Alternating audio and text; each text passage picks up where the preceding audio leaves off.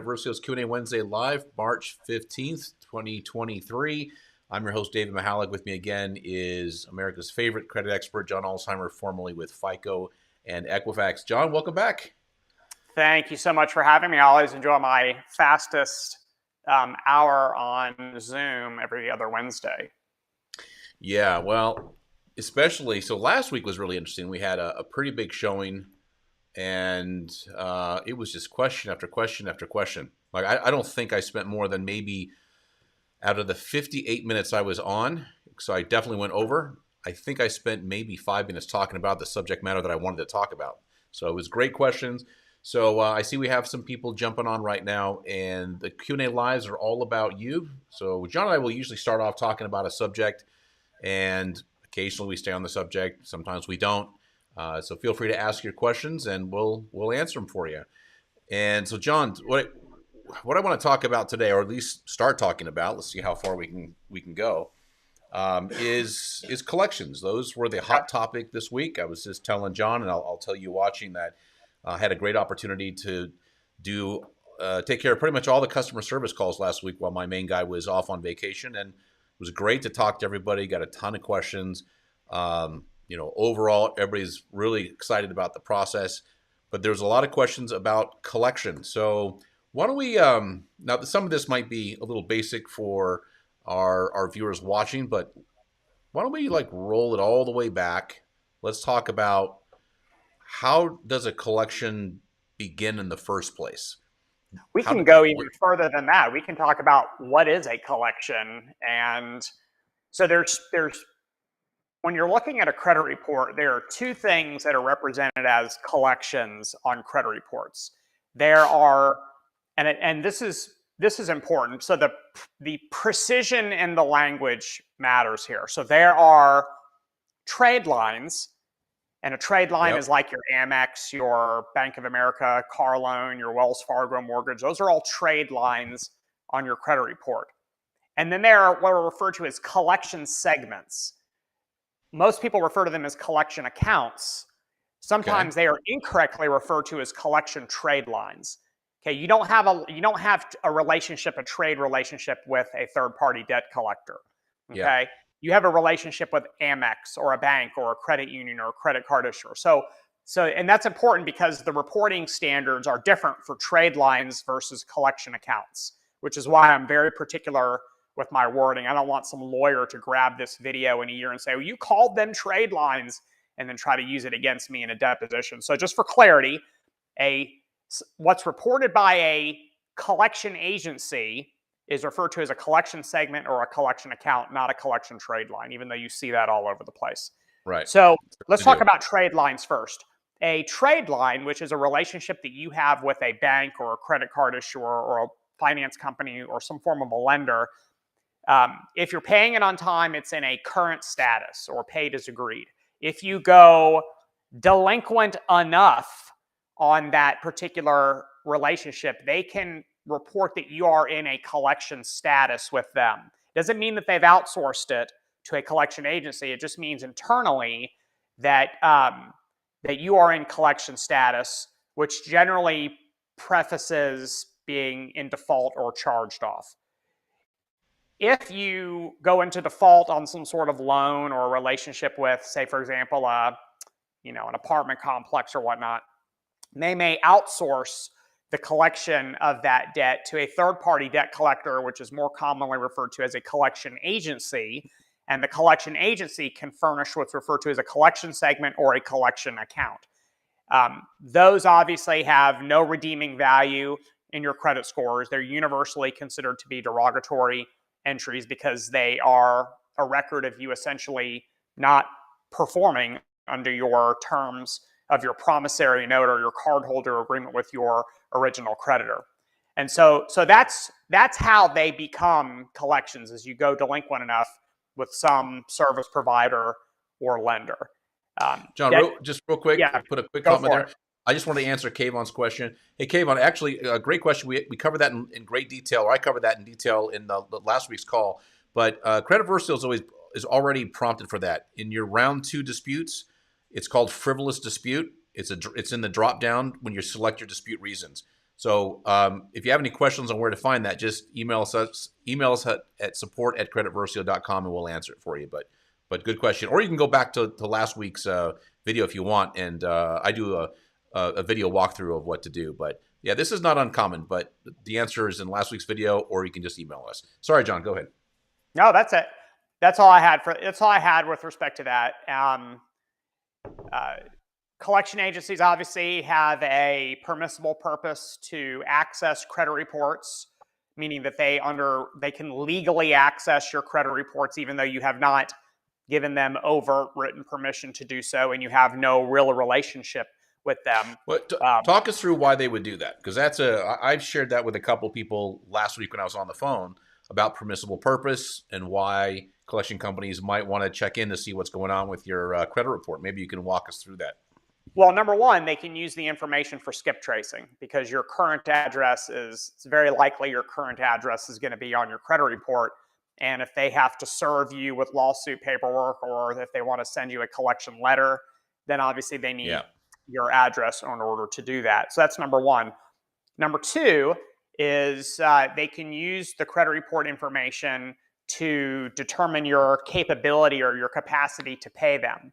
So if you answer the phone and it's a debt collector and they say, "Hey, Mr. Smith, you owe us, $500 for that defaulted AT&T account.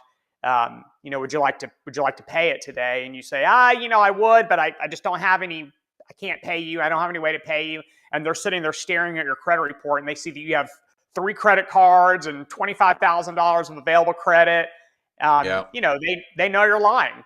And so it's very powerful to see what's on someone's credit report before you get into a discussion with them about their capacity or the ability to pay. And they may even offer that as an option. Hey, look, I see you've got a Visa here with Bank of America. You've got a $5,000 credit limit and a really low balance. Why don't we just charge it and knock it out? And so they kind of have you there with respect to your ability to pay. And then there's another one, and it's kind of skip tracing 2.0. The credit reporting agencies all offer passive tracking services to the debt collector industry. I think Equifax used to call theirs reappear. I don't know if they call it reappear any longer, but essentially what happens is a debt collector can subscribe to this trigger type service. And when a new address or a new credit inquiry hits your credit report, the debt collector is immediately notified and they know you're either A, applying for credit, or B, you have a new address on your credit report. And so if you're newly applying for credit, it's very powerful to call the consumer and say, "Hey, look, I see you just applied for a mortgage loan. It's probably going to look more favorable on you if you go ahead and let's settle this collection and knock it out and get it taken care of." Again, these are all perfectly legal. The use of a credit report for debt collection purposes has been a permissible purpose for many decades. And so even though it kind of seems sneaky, it's the power of information. Yeah, interesting. Yeah, that's a lot of power to have on a call when you're talking to somebody. My first thought was, just as a guy that's accustomed to being on the phone all the time, is I'm talking to my assigned target, for lack of a better description, and I'm like, "Listen," and they start telling me that they don't have any money. I'm like, "Listen, guy, I'm looking at your credit report right now." I mean, you got to deliver that. You got to deliver that delicately, no doubt. I'm sure that's something that they've had to really fine tune over the years. The FDCPA makes it very clear that you're not allowed to be abusive. Okay, abusive is in the eye of the beholder. I have a colleague of mine or not a colleague, a friend of mine who owns a collection agency, a very large collection agency. Yeah, and he has straight up told me, I mean, every time we communicate with someone, they can say it's abusive because we want them to pay. They don't want to pay. They could say it's abusive. So again, abusive is in the eye of the beholder. Right. Where if you're if you're a little bit more thick-skinned and not so sensitive, you can have a discussion with somebody and not walk away from that conversation feeling offended that they've asked you to pay a debt that you actually owe. So, but yes, you're right. You can't be abusive to a debtor as a debt collector. That's clearly in the FDCPA. And so if you start kind of wielding the credit report in an abusive fashion, Like, don't lie to me. You have a visa. I see it right here. Don't, I mean, that now you're starting to kind of cross the line between being professional in your Yeah. communication and starting to be, a reasonable person might call that abusive. Yeah. Let's talk about how we. And by the way, for those of you who are watching, I see we got somewhere around little less than a dozen or so. Feel free to shoot out your questions. More than happy to answer them for you. Typically, we keep them on topic if we can, but or off the topic of credit repair if you can. Mostly, this is about credit education, understanding collections. But if you think of something, please post it. We'll be more than happy to answer it for you. So, John, walk us through like how. Now we got a little bit of background. How do we get to a place where a collection occurs? Let's talk about the relationship between that original creditor, what happens, and why does it go to a collection company?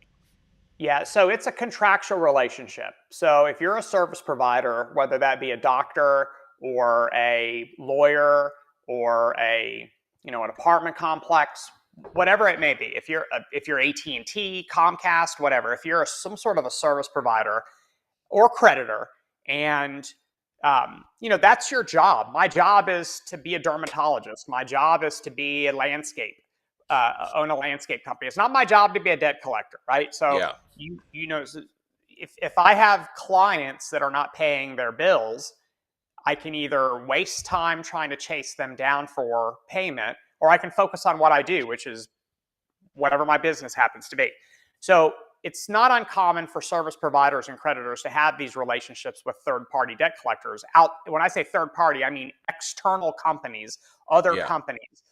And these are contractual relationships, and there are policies and procedures that are set up by the original creditor that the debt collector has to follow. They have to represent things certain ways. If the consumer, is dead, certain things have to happen. So there's certain leniences as far as their ability to settle certain debts.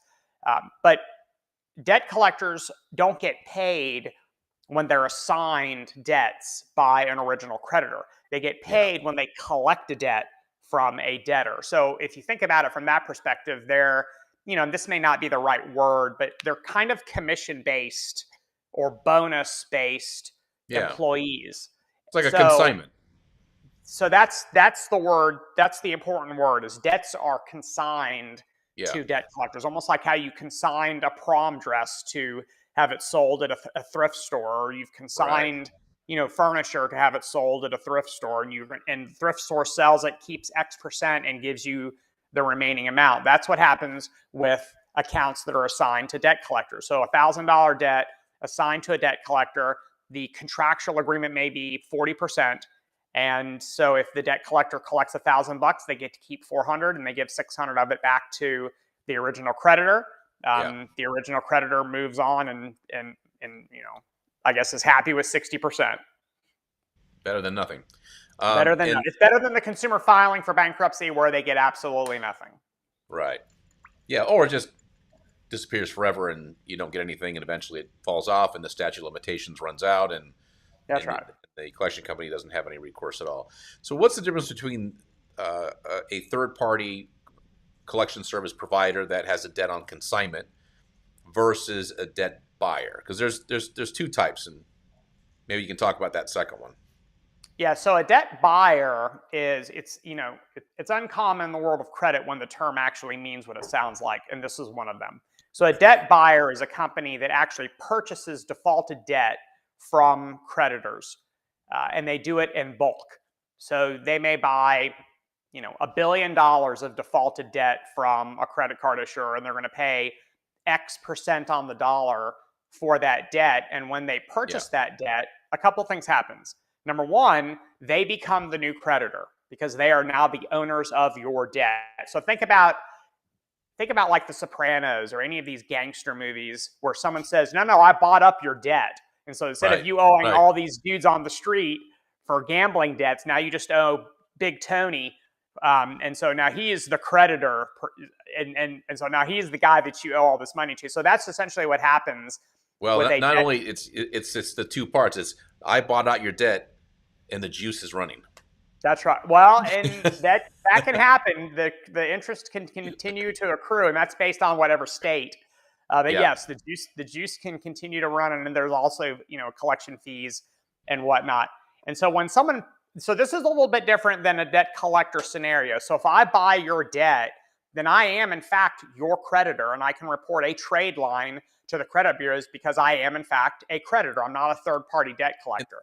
And this is a really important a part for those watching, because one of the questions that this seems to be an idea that's been floating out there for a while now, and I'm not sure if something new popped up on the scene, but like in the credit repair blogosphere now, there's a lot of people who are saying, no, it's illegal. They can't buy your debt. You don't have a relationship with them. They can't call you. They can't talk to. So that's Okay. going around right now. So it's good that we're having this conversation about what it means to Yeah. buy up debt. That a debt is an asset, just like anything else that can be bought and sold. Yeah. I don't know. What am I going to say? It's clearly incorrect that debt buying is illegal. There's an entire long-standing, many decades old, multi-billion-dollar, maybe multi-trillion-dollar industry around Yeah, might be. buying defaulted debts. Buying defaulted debt factoring. There's companies that will buy debts. Factoring companies. They're not necessarily always defaulted debts. I can factor my invoices if I would like to. I'm only going to get Yeah, 70 or 80% on my dollar, but yeah. I can certainly do that. Again, I think that's more just, wishful thinking than anything. I yeah, think that little seed. just because it's on the internet does not make something true. So if Yeah, it just be aware of that. But whatever, people are going to make their YouTube videos and TikToks, and good for them. But no, so debt buying is a perfectly legitimate and well established industry. You do not have, especially once you default on a debt, you have very little say so any longer as far as what the original creditor can do. yeah, You don't dictate the rules of engagement with your creditor. You signed a document when you opened an account with them, and that document that you didn't read, by the way, has a bunch of language in it indicating your obligations to pay. And so certainly a creditor can sell your debt to a third party debt buyer, and then the debt buyer can either sue you directly as the plaintiff, or they can partner with a debt collector, or they may even have an agency agreement internally with a debt collection department of yeah, the debt buyer company, and they're going to go out and try to collect the debt from you. And now that they own the debt, and so you'll rarely hear me say don't pay what you owe. You'll very rarely hear me say that. This is one of the scenarios where you should probably consider trying to settle debts, because the debt buyer, who is now the new creditor, did not pay dollar for dollar what you yeah, owed to the original creditor. So, and I'm making these numbers up, but if you owed $1,000 to some creditor, let's say the debt buyer bought it for $20 in bulk with $1 billion of other yeah. defaulted debt, Right. and now they're trying to collect the $1,000. And clearly, if they collect 1,000, they're making a massive margin, a $980 margin on that particular debt. So if you're talking to a debt collector and they're offering you something like a 50% settlement or a 60% settlement, that sounds really good because you're not having to pay the full 1,000, and they're still making a really good margin on that particular debt because they have such a small amount of skin in that game, and anything above that is going to be profit for that particular debt. Yeah.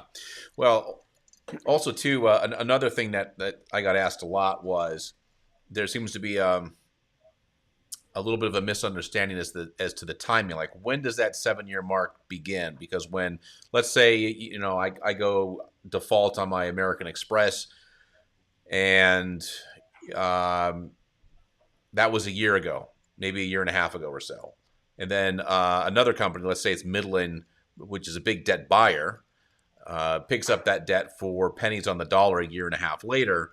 And then for whatever reason, it's another month or two, maybe a few months before I hear from them. So now let's say we're a year and a half, maybe closer to 2 years after the default, and I'm starting to get contacted by Midland Funding, or it shows up on my credit report for the very first time. So I'm going to see that open date as a recent open date. That open date is gonna have the date that they either got that account or reported that account. Would it be accurate to think that it's going to stay for another 7 years based on that new open date, even though I defaulted, as an example, 2 years ago. Yeah, it is a misnomer that collections stay on credit reports for 7 years. Collections can stay on credit reports for 7 years from the date of delinquency with the original creditor, which That's the is not important seven piece. years from the date that it's assigned to the debt collector. So, for example, if I'm a doctor's office and I do a service for you today, which is March 15th, and you default on that, and I start sending, David, will you pay me? David, will you pay me? And you don't pay me, then you've defaulted on it. Let's say that you don't default until next month, which would be April 15th. So Yeah. then I'm gonna, consign it to a debt collector, and then maybe 3 months later they're gonna report it to the credit bureaus. Well, the the date opened of that collection is the date that I assigned it to the debt collection company. That's not the date that the credit bureaus use to begin the 7 year clock. The date Right. that's used to begin the 7 year clock is the date of the default, which would be April 2023 in this particular scenario. So there's a difference between the date of first delinquency on a collection segment and the date opened of a collection segment. So it's very odd and rare that a collection would last for 7 years, because that would require you to go into default the same day that you Right. got service, and for me to outsource it to the debt collector the same day that you got service, which just simply Right. doesn't happen. Yeah. There's a period of time. And in the world of medical collections, at the very least, it's going to be 12 months before the Right. debt collector gets their hands on it. There's actually, I don't want to call anybody out. There's a guy on social media who is basically trying to convince consumers how they can sue debt collectors because of the date opened on their credit report. And the date opened is never the date that they got services from either a medical office or a cable provider or whatnot. It's always some date after they went into default. So this guy is convincing consumers to file pro se lawsuits, which means they're doing it on their own without a lawyer, trying to suggest that the debt collector has re-aged the account because the date opened is actually Yeah. after the date that services were rendered or the date you moved out of an apartment or whatever the case may be. And either he's just knowingly misrepresenting this information to his clients, or he just is ignorant. But the date opened is not, you can change the date opened to today, and that does not re-age a collection. The date that is the re-aging date is the date of the first delinquency, which is the date that it went into Yep. default. That's right, Jay. The date of first Yeah. delinquency Jay's got it right. with the original creditor. And you know what? Don't believe me. I encourage you, don't believe me. Don't believe the little block on your screen right now telling you this. Go to the Federal Trade Commission's website, the CFPB's website, the National Consumer Law Center's website, and Consumer Union's website. None of those four organizations would ever be confused with being on the side of the debt collector. They all hate debt collectors. They're on the side of the consumer, but they all represent the date of first delinquency and the definition of re-aging as changing the date of first delinquency to be a more recent date. So I encourage you to not believe anything that I just told you and to go to one of those other sources to confirm that what I'm saying is actually true. Leia's got a question about, let's see, LVNV. So that's a debt buyer right there. Is Yep. reporting an account with different info to the three CRAs. Can I dispute that? Well, you can dispute anything for any reason you want, Leia. Obviously, you would like the information to be consistent as the furnisher, and there's probably a logical explanation as to why the information is not the same across the three CRAs. Keep in mind that furnishers, it also depends on what kind of report you're looking at. There's a ton of different types of reports. There's disclosures, there's RMCR tri-merges, there's authentic Metro 2 credit reports that are actually sold to end user lenders. And normally furnishers will send one data tape every month to all three credit bureaus, and that data tape is identical. And so there's a possibility that they may actually be furnishing the same information to all three, but how that information is being represented on these different types of credit reports is different. But nonetheless, you absolutely can challenge those, and whatever information is different, if it's wrong, then they have an obligation to correct it or remove it. It's that simple. Yeah. Jen, this is more of. Let me answer this one for you, Jen. So bankruptcy's been deleted from one bureau, not the other two. How do I get off all three? So, Jen, I'll be straight up with you. In the 10 years I've been doing this, I don't know that I've ever seen that happen, unless there was something materially wrong with the bankruptcy itself, meaning it just shouldn't be there. Something was wrong with it. You didn't file. But I mean, if it's a legit bankruptcy, and it's a Chapter 7, yeah, it's 8 years old. Okay, well that's definitely a Chapter 7. You've got 2 years to go. And there's another conversation we can have around that subject. But when people delete bankruptcies, it's pretty common to see it come off of one bureau. Not, I can't tell you how many times I've seen it come off all three. I can't remember, but not very often. Again, unless there's something wrong with it. But Jen, I would make the argument that if you got a bankruptcy that's 7 years old, or 8 years old, excuse me, the worst of it's years behind you. I don't know. I personally maybe wouldn't even waste my time with it. Like I've seen people with high 700 scores with bankruptcies that are on their credit reports that were 4 years old, 5 years old, just because they did everything right from the bankruptcy. So I think, Jen, it's a little bit of a pipe dream unless there's something really wrong with it, that it's going to stay. And that's, the fact that you got it off of one is kind of an unusual thing. There you go. But John, we've had discussions about this before, about what do you do after bankruptcy, and that it's not uncommon to see people's scores jump up after they file bankruptcy because they pretty much wiped out their debt load and they got a fresh start. All those creditors know they can't file bankruptcy again for 10 years. So there's a lot of lenders that are going to stand in line ready to give you new credit to start again. And as long as you don't repeat past behavior that got you in this situation where you had to file bankruptcy, it's really not that hard to recover from a bankruptcy in a few years. It's surprisingly easy. Research has shown repeatedly that consumers who file bankruptcy have a very different risk profile than consumers who just go into default for other reasons.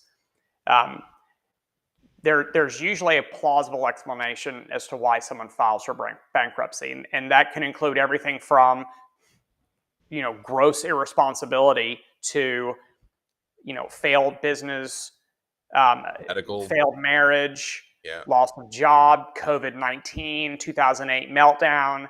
There's generally a plausible explanation as to why death in the earning family, cut back on your hours. There's usually an explanation, and it's rarely I'm just horribly incompetent and don't know how to manage my debt. That's not usually the answer to why did you file bankruptcy. yeah, So people who file bankruptcy have a different risk profile, which means that they're treated differently by credit scoring systems as a result. There are actually, I don't know if we've ever talked about scorecards on these Facebook Lives, but it's been a while though. Yeah, so there are unique scoring environments within any credit scoring system called scorecards, and there are bankruptcy scorecards that are designed specifically to evaluate the risk or to predict the risk of someone who has a bankruptcy on their credit report. So they're actually evaluated differently by a credit scoring system than someone who just has collections or charge-offs or settlements or whatnot on their credit reports. Consumers who file bankruptcy are, especially Chapter 7 bankruptcy, are usually a target for lenders who understand this. Because number one, if you are filing a Chapter 7 bankruptcy, that means your income is below, I believe it's the median in the state. If you're filing Chapter 13 bankruptcy, I believe that it is above the median in your state. That's what the bankruptcy rules dictate, that your income controls what chapter of bankruptcy you can file. But if you file a Chapter 7 bankruptcy, then you're essentially debt-free except for things that are not statutorily dischargeable, things like student loans and child support can't be discharged. But of course, pretty much everything else can be discharged. So you are essentially debt-free, and if you're still employed, even though you're below the state median, then you're not necessarily a bad target for someone who does, say, low-limit credit cards, like a Credit One bank or someone like that. So it's actually, you'd be surprised how quickly you can recover from a bankruptcy. And when I say recover, I don't mean just being able to get new credit accounts. I mean being able to have a modestly respectable score after Yeah. just a couple 30 years. And Yeah. that's because consumers who file bankruptcy generally are not dirtbags. It's because of some other reason other than being irresponsible. Yeah. Question from Joe. Hey, David and John, can a debt collector pull your credit report if you have a freeze on your report? Yes. They don't have the same, you're not applying for credit, or you didn't apply for credit with a debt collector, so the freeze rules don't apply there. The freeze rules are only for inquiries for credit with, you're applying for credit with a lender with whom you don't have a relationship. The freeze rules do not prevent debt collectors from accessing your credit reports. Yeah. Also, freeze rules don't prevent the credit bureaus from accessing your secondary credit reports like SageStream, LexisNexis, CoreLogic. There's another, since we're sort of on the topic of bankruptcy too, along with freezes, there's this theory that if you freeze your LexisNexis and SageStream and all those, you can somehow prevent the bureaus from verifying your bankruptcy information, and that's also completely false. Mm-hmm. And that one still lives on. Every couple of days we'll get that. Should I Yeah, the two that's big fine. ones? Should I work on my names and addresses first before doing a dispute? And I always like, well, it's always a good idea to make sure that your personal identifiable information section on your credit report is up to date and accurate and solid. But I said, why are you asking me that? Well, I heard it helps the dispute process if you get rid of your old addresses. And no, that's not true either. John, what did you say last time? That was it Equifax that has 30,000 permutations that connect you to your debts? You're talking about matching logic. Yeah. Yes, the matching logic. I don't know that it was Equifax, but it's, if you look at the different permutations of matching logic, it's well over 10,000 permutations. So the likelihood of you hiding under a rock and no one being able to associate credit information with you is highly unlikely. The matching logic, in fact, matching logic is even the credit bureaus. There's text on the Equifax website that talks about mixed files, and that's an issue with respect to matching logic. So let me give you an example of matching logic. So let's say you have, and I don't know what your middle name is, and I don't want to know what your middle name is.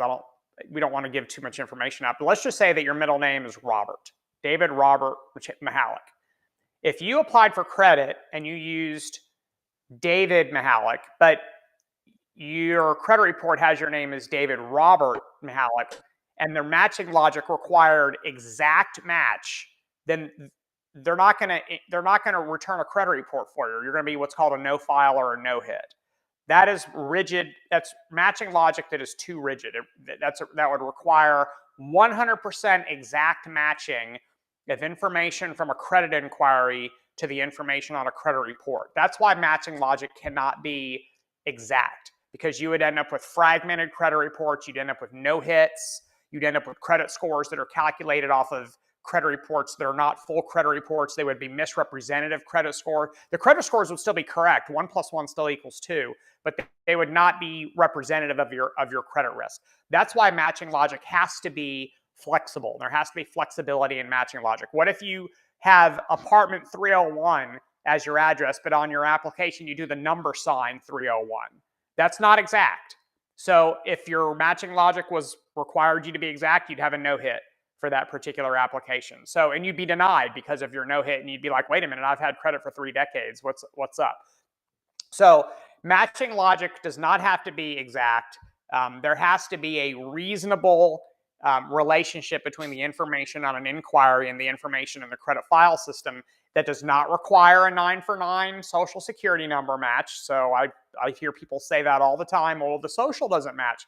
The matching logic does not require a 9 for 9 social match. If you have things like similar names, the similar or the same address, the similar or the same date of birth, if you have enough things that are similar or the same, then you're likely to get associated with information in the credit reports, in the credit reporting agencies' databases. Now, what you may end up with in some of those scenarios is someone, a lot of ethnicities have very common and short names like Lee as an Asian name, either Li or Lee. Well, if you have someone who lives at the same address as someone who has that name, and inadvertently or coincidentally have a similar or the same date of birth, which I know y'all are thinking, how often does that happen? You would be surprised how often that happens.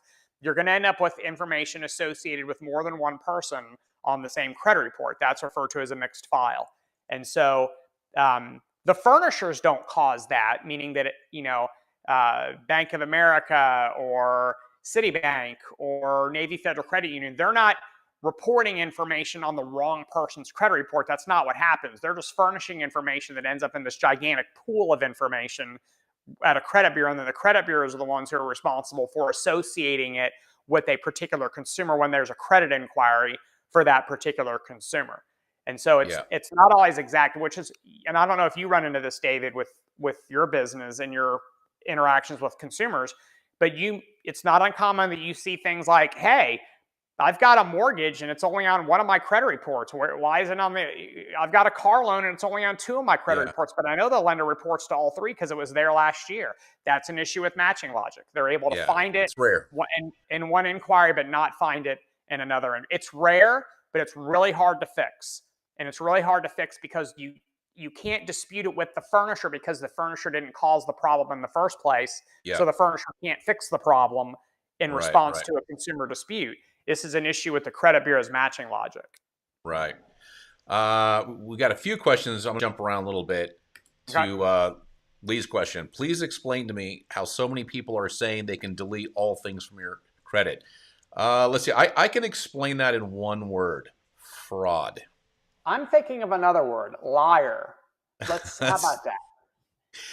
Yeah, that's one of the problems that tends to persist in this space, Lee, is that, listen, if you ask somebody who legitimately has been in this business for a long time, plays by the rules, licensed, they've done, they've helped thousands and thousands of clients, none of those people are going to tell you that.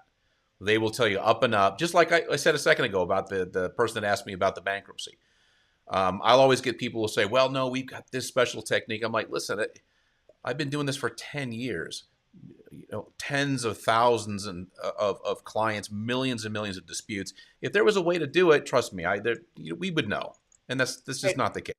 Hey, Lee, anyone who tells you that, by the way, that's illegal. You look up the Credit Repair Organizations Act and look at what credit repair companies are not allowed to do, and that's one of the things they're not allowed to do. So not only is it bullshit, but it's also illegal. You can tell them I said that, and if anyone's got a problem, they can tweet to me about it.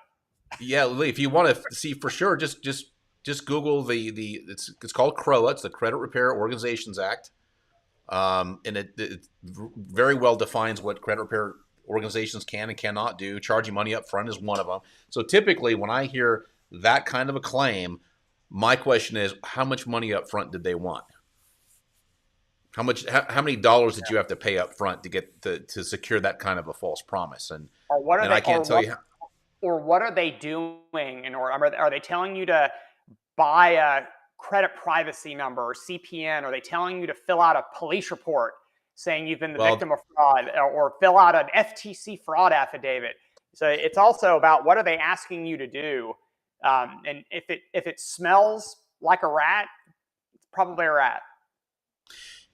Lee, in fact, before John and I went live, we were talking about a big player in this space who lost a lawsuit. I mean, they're a substantial, probably the biggest player in this space, and lost a substantial lawsuit. The damages have to be assessed, and it's just the nature of this business. Unfortunately, it's one of the reasons why the government is always having to come in and legislate and remove bad actors from credit repair, because you got people like this, and of course you want to blend that and then throw it on TikTok. So I know you mentioned TikTok. I mean, God, I would never go to TikTok for anything true, but that TikTok's just pure entertainment.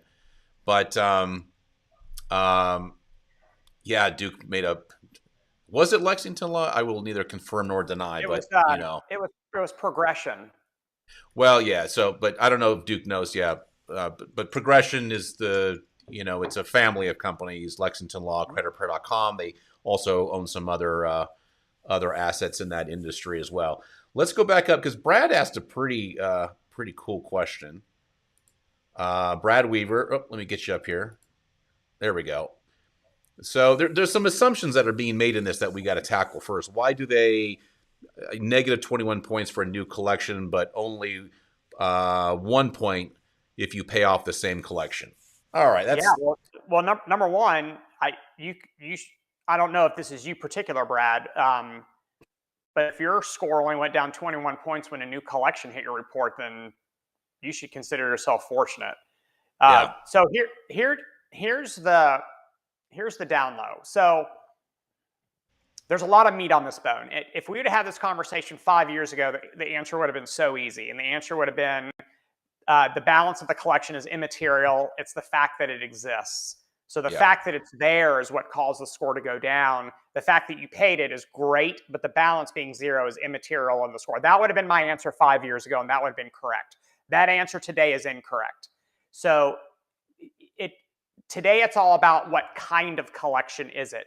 So if this was an apartment lease collection or a Comcast collection or AT&T, if it's anything other than a medical collection, then the balance is largely irrelevant. However, some of the newer and more contemporary credit scoring systems are ignoring collections that have a zero balance. And so really this is about what kind of collection is it and what scoring model is being used to score it. If it's a medical collection, which is different than Comcast and apartment leases, of course, then Vantage Score ignores all medical collections, whether they have a balance or not. So that would result in a 0-point change in your score. So there's a ton of, well, if it's this, it's then that. If it's that, then it's this. But generally speaking, in the olden days, the reason your score didn't go up after you paid off the collection is because the balance didn't matter.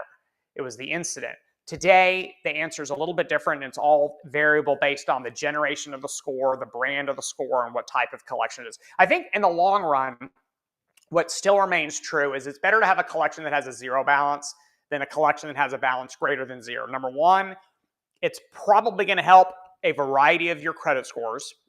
And then number two, if it's a $0 collection, then there's no reason for the debt collector to bother you anymore about it. So you're not going to get phone calls. You're not going to get letters. They're not going to sue you. They're done. Any more contact they have with you, and they're just chewing into the margin they made from collecting the debt from you. So having a $0 collection is there's no scenario where it's not as good as having a collection that has a balance, but it may not necessarily all be a credit score benefit. Yeah. Let's scroll back up. Jay had a question, really good question. Other than looking at the payment history, is there an obvious line on the tri-merge credit reports that points to the first date of delinquency? Well, No. we talked about that one many times. Yeah, no, there's not. And why would you? But if any of you have ever read any of the expert reports that I've written in any of these lawsuits where I've been an expert, that is not an uncommon issue. Is, well, wait a minute, you keep talking about these mysterious dates. Here's all these credit reports, and I don't see any of those dates on these credit reports. There is a difference between an authentic credit report and everything else. Everything else does not meet the definition of an authentic credit report. An authentic credit report is a credit report that is in the Metro 2 code or language that is being provided to an end user for the purposes of risk assessment. That is an authentic credit report. The reports that you pull off websites are either credit report summaries or compiler reports. The reports that you pull off annualcreditreport.com are called disclosures, and they don't necessarily have the same layout and titling of information in an authentic credit report. But I can assure you, if you have a collection or any account on your credit report that is in default, like charged off or foreclosure or repo, they all have the Metro 2 FCRA compliance date of first delinquency, more commonly referred to as the DOFD. They have to, because the credit bureaus have to use that date to start the 7-year clock of obsolescence. So some people call it the anchor date, some people call it the deletion date. It's the same thing. It's the date that's essentially chiseled in stone that can't change, that the 7-year clock begins to tick at the credit reporting agency. And that date may not be called the DOFD on some credit report that you buy from some website or that you pull from some website. Yeah, one of the things, John, I remember that really stood out at a seminar that you were hosting along with Chad years ago at the cohort. First time I ever heard this, like, hey, nobody in this room, myself included, has ever seen a real credit report. Like we all get consumer credit disclosures, which is a not highly, I don't know if that's the right word, but an abbreviated version, an understandable, user-friendly version, which is like a snippet of our credit report. And like this example you just gave, there's just some information that at some point somebody made a decision that, well, that's probably not as relevant as, say, what the consumer really wants to know, which is what's the open date, what did they pay last month, what's their current balance. So we really get a smaller version of what's actually on our full credit report.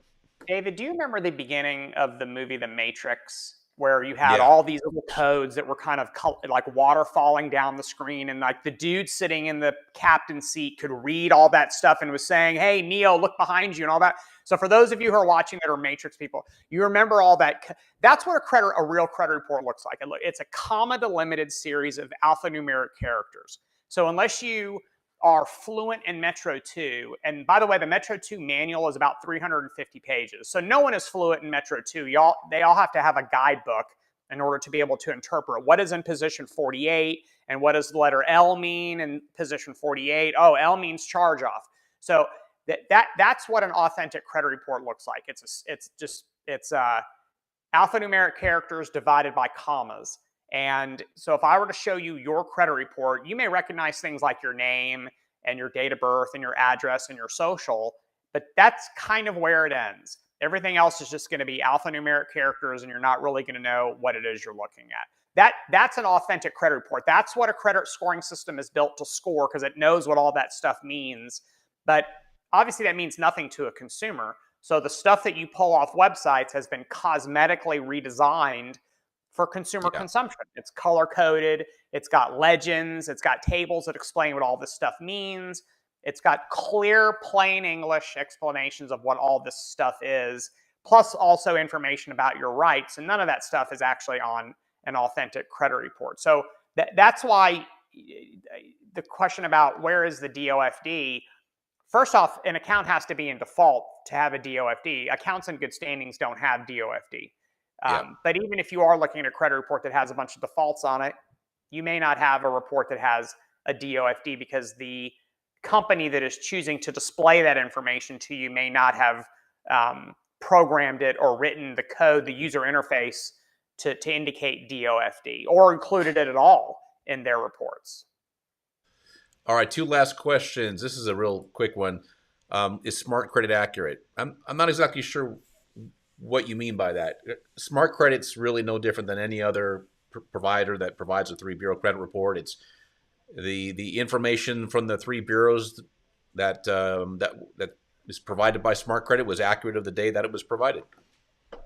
All right, Brad, let's wrap up with Brad's question right here. What is the secret to getting your credit score from 540 to 700? I've been working so hard and it feels like I'm not getting anywhere. You guys rock, by the way. Love it, Brad. Thank you. I'm going to take the last part of the question. Thank you. All right. Yeah, I'll let you address the how to get a 540 to 700. That's, I mean, you're transcending bad and good there. So that's a deletion type of question or a long Well, term rebuilding type of question. yeah, I mean, really what happens in a scenario like that, Brad, is you've got, well, you know what? So John, why don't we do this? We're at the 50-minute mark. If I can answer Brad's question because you're right, it does go into a little bit of the repair side. I think there's maybe one other question that might even go into the same side. So if you want to drop off, John, we've kept you your hour. Okay. Well, I'll see y'all in a few weeks. And thank you again. As always, I enjoy my time with y'all. All right, thanks a lot, John. I appreciate it. Take care. All right, so just to me here. I completely forgot I took my all my logos off. Uh, Hold on one second here. This is not really critical, but I just want to add this. Put my name down there, and then there we go. All right, now I feel like I'm official. Okay, cool. Brad, let me pop this back up here again. So it's funny you should ask this exact question with these scores because I got into this business 11 years ago. Well, I got into credit repair as a client 11 years ago, and that was pretty close to what my scores were. I came in right at mid fives, I think 540, 550, and really a lot of it had to do with getting some deletions. I think my deletion rate was about 50%. I think 50% of the items that I challenged were deleted and 50% stayed. So, and that's actually a really, really good repair. And the rest was rebuilding. There's really two things: rebuild correctly, use credit cards wisely, and then the thing that you really don't have any control over is putting distance between yourself and the accounts that are derogatory on your credit report. I wish there was an easy answer. Have somebody add you as an authorized user if you don't have any good revolving credit, or if it's not very old. If stuff got wiped out because it went into default, and by wiped out, I mean you don't have any open credit cards. Authorized user is a great way to do it. I did that. I had a friend of mine. I had two friends add me on to a total of three credit cards. Um, all three of them had the same thing in common. They had nice balances because these cards were 10 years plus old. High limits, low balances, no derogatory history whatsoever. And I remember that bumping me up 50, 80 points, something like that. I mean, I felt it. It was substantial. And then just every year, my score would tick up uh, as long as I did things right. So, Brad, if you're not moving, then there's something going on with probably credit card usage. Maybe I'm not sure if you have additional derogatory information being reported, but that certainly would do it. If you haven't gone into the credit coaching section in the back of your Credit Versio account, there's 10, I think 11 videos maybe back there that'll really explain how credit scores work. Because a lot of that stuff in there, people are really surprised to learn for the first time.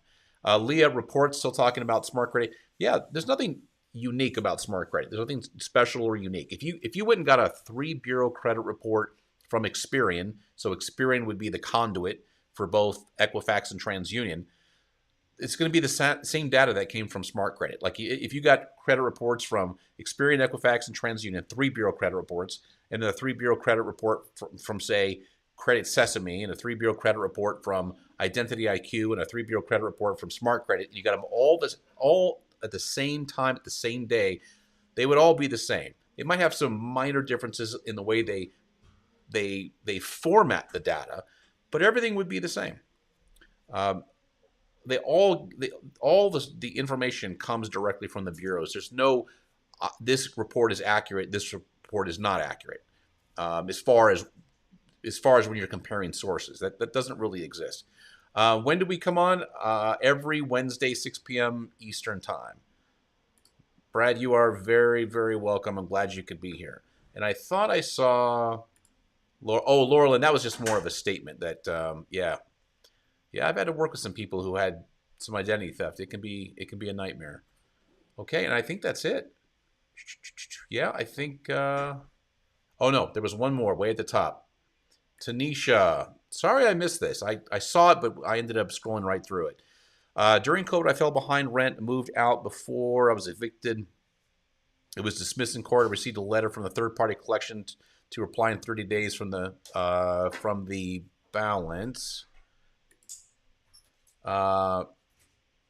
Even new ownership. Yeah. So if you went to court, I don't know if you had representation or what happened there, but if you got a letter from a collection company, then that means that landlord sold that debt off to a collection company. So that letter is letting you know, just putting you on notice that unless you contest it, they're gonna assume that's an accurate debt. It'll say that right there in that letter, and then you'll have to contend with them, settle.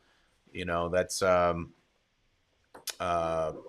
yeah, that can be something that you don't want to run any risk with having them sue you or having them get really aggressive. So it's always to the extent that you owe the money and that everything is accurate and everything's on the up and up.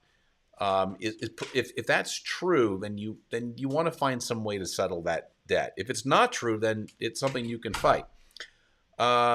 Joey, do you update your software constantly? Yeah, so we are a development company, Joey. In fact, over half of our staff at Credit Versio are engineers, are software engineers. So our entire office in New York and in Jerusalem, that's all our development team. So we are always updating the software. In fact, I think since we released a little over 3 years ago, we've probably had maybe 12, 15 updates, something like that. So that's a constant ongoing thing. Now it's more about making sense of the data that we've got. Now that Credit Versio has done tens of millions of disputes and over 250,000 people have created an account. So now it's all about the machine learning just getting smarter and smarter and smarter. So yeah, that's one of the things that we do. Also, we make a lot of software. Like, I think you'd be surprised. There are some pretty good sized credit repair companies that are running our software in the background, doing the disputes autonomously for a lot of their clients. So we have an entire division of our software that that is helping credit repair companies do compliant disputes and do more effective disputes without having to rely on human beings looking at credit reports, which is kind of a flawed. I mean, I know it's an honest statement because I've done it, and I come from a company where we had huge teams doing dispute processing, but it's nicer to have software doing it for you. Oh, hey, glad you're back. You know what? There's always the recording, so you're very welcome. Yeah. Yeah, and again, we're getting ready to do. We just did another update for our white labels, 2 big ones, and then I know we've got another one coming up. I don't know exactly what's in it. I don't really work with the development team, although I am clued into what they're doing. But I know it's an ongoing thing. Okay, well that's gonna be it for us. Almost an hour. If there's any other questions, throw them up right now. I'll be more than happy to answer them. Let me just scroll through one more time. See if I missed anybody. I think we're okay. I think I was able to answer everybody's question. If I didn't, I apologize. A lot of these videos that we do get seen by more people as a recording than live. Like we'll have maybe 12, 15, up to 25 people watching live, then another couple hundred will watch in the next week or two. So if you have any questions, feel free to post them. I'm more than happy to answer them. And we'll go ahead and call it a day. We'll wrap everything up. Thank you so much for joining me. And I will be back next Wednesday by myself, where we'll be talking more about Credit Versio, credit repair, some tactics that work, tactics that don't work that you shouldn't waste your time on. And I'll look forward to meeting you there. Thank you so much for joining me today. Take care.